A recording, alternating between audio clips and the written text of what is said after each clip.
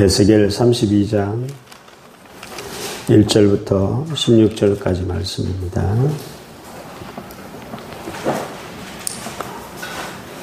에스겔 32장 16절까지 읽겠습니다. 12째 달 초하루에 여호와의 말씀이 내게 임하여 이르시되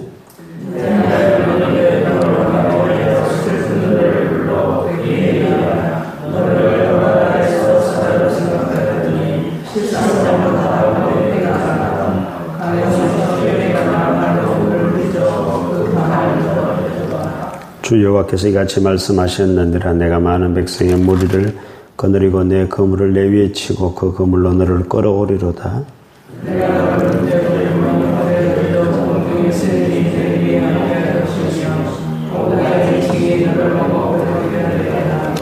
내가 내 살점을 여러 산에 두며 내 시체를 여러 골짜기에 채울 것이며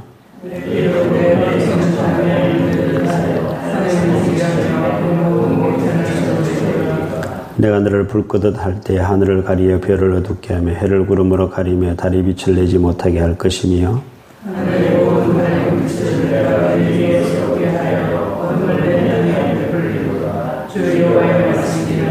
내가 내 패망의 소문이 여러 나라 곧 내가 알지 못하는 나라들에 이르게 할 때 많은 백성의 마음을 번뇌하게 할 것이며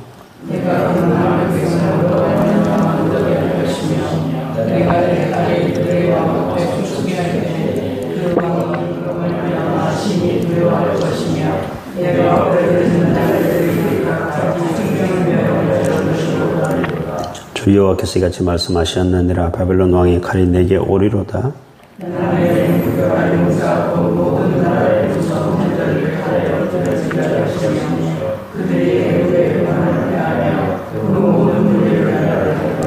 내가 또 그 모든 짐승을 큰 물가에서 멸하리니 사람의 발이나 짐승의 굽이 다시는 그물을 흐리지 못할 것이며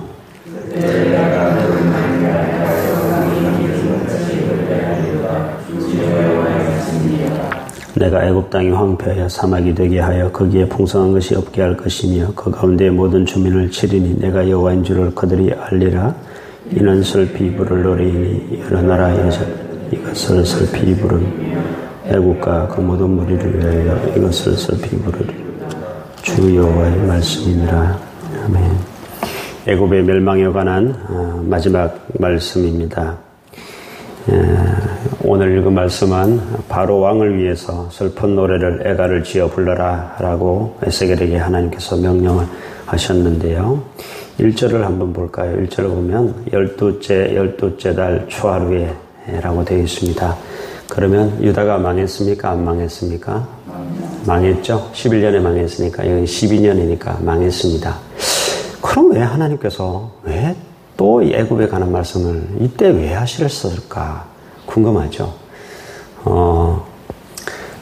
끝까지 애굽을 의지하다가 망했거든요. 그럼 뭐 끝내야 되는데 그로부터 1년 후에도 여전히 지금 애굽의 멸망에 관해서 유다 백성들에게 이야기를 하고 있단 말입니다. 그것은 예레미야서를 가보면 여러분들이 이해를 할 수 있는데요.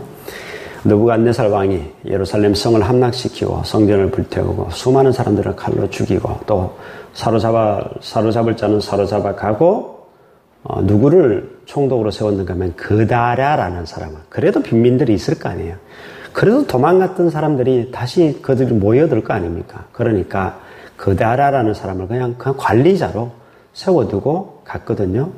그러니까 이제 그다랴가 총독으로 됐다는 소리를 듣고 또 각국으로 도망갔던 사람들이 예루살렘에 좀 모여들었어요. 그래서 평안히 잘 사는 것 같았어요. 하나님께서 바벨론에 순종해라. 그다랴 밑에 순종하고 나를 잘 섬기고 살면 아무 일 없다 그랬는데 그 중에 이스마엘이라는 사람이 갑자기 사람들을 이끌고 그다랴에게 가서 그다랴를 칼로 죽이고 그랬으니까 이제 그다랴를 죽였으니까 바벨론 군대가 가만히 안 있을 것 같거든. 근데 하나님 그때도 말씀하십니다. 괜찮다. 그냥 살아라 그랬는데도 그들은 이 바벨론 군대가 두려우니까 예레미야까지 사로잡아가지고 그리고 어디로 갔는가 하면 애굽으로 갑니다. 그러니 참 인간이 참 독한 것 같아요. 그것 때문에 망했는데 끝까지 그걸 놓지 않고 있습니다. 애굽을 의지하다 망했는데 여전히 애굽을 의지하고 있습니다. 망한 다음에도 애굽을 의지하고 있습니다. 우리가요, 얼마나 독한지 아십니까? 후회는 하지만 회개는 하지 않는답니다. 인간이. 후회는 한대요. 근데 회개는 하지 않는답니다.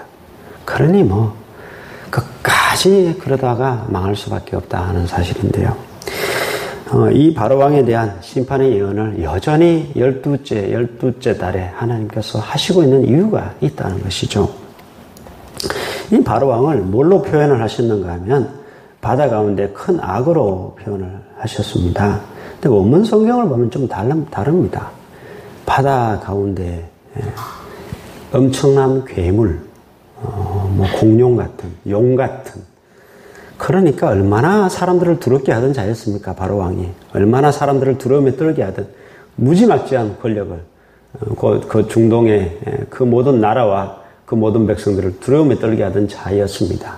이 큰 악을, 그냥 악이라고 되어 있으니까요. 이 큰 악을 하나님께서 거물을 쳐가지고 잡습니다.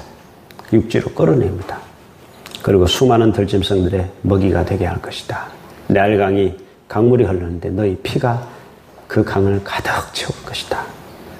네가 죽임당하는 것을 보고 여러 나라 왕들이 두려움에 떨고 번민에 사로잡힐 것이다. 바벨론 칼에 애굽 왕 바로가 죽었으니 내가 죽는 것은 아무것도 아니라는 것이다. 그러니까 두렵고 번민에 사로잡히게 될 것이다. 라는 심판의 말씀을 오늘 해 주셨습니다. 그런데 이 바로왕이 심판받을 수밖에 없었던 이유를요, 2절에서 알 수가 있는데 이렇게 표현을 하고 있죠. 바다 가운데 큰 악어라 강에서 튀어 일어나 발로 물을 휘저 그 강을 더럽혔도다. 바다라고 표현한 것은 나일강이 워낙 크기 때문에 그렇게 표현을 한 것인데요. 바로가 무슨 짓을 했는가 하면 그 나일 강물을 발로 휘저으면서 온통 흙탕질하고 그 강물을 흐르게 만들고 더럽혔다는 것입니다. 그러니까 바로왕이 엄청나게 교만해서 지멋대로 날뛰었다 이 이야기를 하는 겁니다. 여러분이 좀 무식하면 감사한 줄 아세요. 돈 없으면 감사한 줄 아시고 뭐 목사 장로가 아니면 감사한 줄 아시고 부자가 아니면 또 내가 뭐 권력이 없으면 감사한 줄 아십시오. 하나님은요 맡은 자에게 더 찾으시고 있는 자에게 그 책임을 물으십니다. 바로왕에게 엄청난 권력을 줬습니다. 중동을 다스릴 수 있는 권력을 줬는데 지멋대로 날뛰었다는 것입니다. 그 책임을 다하지 못했고 하나님의 뜻대로 행하지 못했다는 이야기입니다. 그래서 하나님께서 바로왕에 대한 철저한 심판을 행하시고 있다는 것입니다. 하나님께서 많이 맡긴 자에게 많이 찾으신다는 것을 우리가 유념을 해야 되고요. 자, 오늘 본문에서 사실 교훈은 하나입니다. 우리가 찬송을 불렀습니다. 70장 피난처에 있으니 환난을 당한 자 이리 오라. 누가 초청하시는 것이죠? 어디로 가야 되는 것이죠? 그럼 결국 유다 백성들은 끝까지 하나님께로 피하지 않다가 여전히 힘 있는 아직까지 안 망했으니까 바로왕에게 피했다가 어떻게 되는지 아십니까? 애굽이 망할 때 같이 죽습니다. 바빌론의 칼에 유다에서는 살아남았는데 애굽에서 죽임을 당합니다. 끝까지 하나님을 의지하지 않고 하나님을 피난처 삼지 않았던 사람들의 말로를 우리가 여기서 알 수가 있는데요. 다윗은 정말 숱한 전쟁과 그 인생의 우여곡절, 수많은 환난을 겪은 후에 뭐라고 고백합니까? 하나님은 나의 피난처여, 나의 요새여, 나의 피할 바위시다. 코리 템범 여사가 유대인 포로 수용소에서까지 살아남아가지고 출소한 이후에 뭐라고 책을 지었죠? 주는 나의 피난처시라고. 미국에 이 브라운이라는 사람이 아주 가난하게 빈민촌에서 빈민촌 판잣집에 살고 있었습니다. 피가 다 새죠. 칼바람이 들어오죠. 그러다가 어떻게 돈을 많이 벌었는지 좋은 집으로 이사를 가게 되었습니다. 얼마나 좋은지요.